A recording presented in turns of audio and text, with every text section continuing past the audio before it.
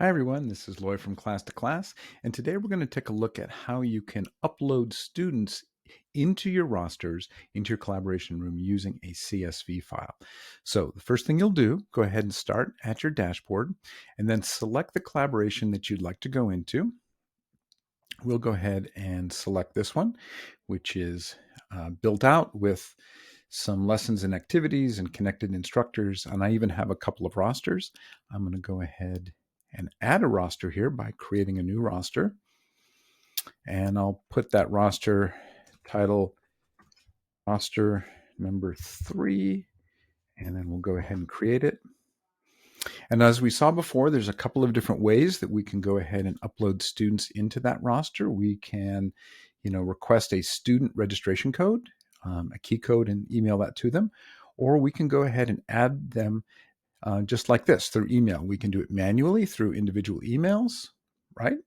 Or we can go ahead and do a CSV file by uploading a student roster. So we select the Upload Student Roster button in the top right.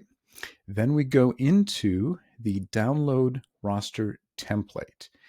And that will automatically take us to a CSV file here on our computer, at which point then we can go ahead and upload that CSV file directly into our roster. And I'll show you what that looks like.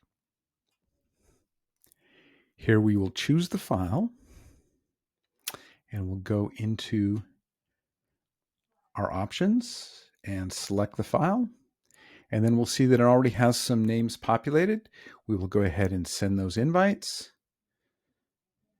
And look at that. We've already got students who are in our roster ready to go. Now, if for some reason we wanted to delete that roster, we can always do that up here, or we can add more students to it with the edit roster as well. Once we go back and we're into our collaboration, then you can go and see how that roster is now part of the collaboration. And so that's all there is to do it. It's super easy to do, to go ahead and just download that template right from the roster plus button, add students.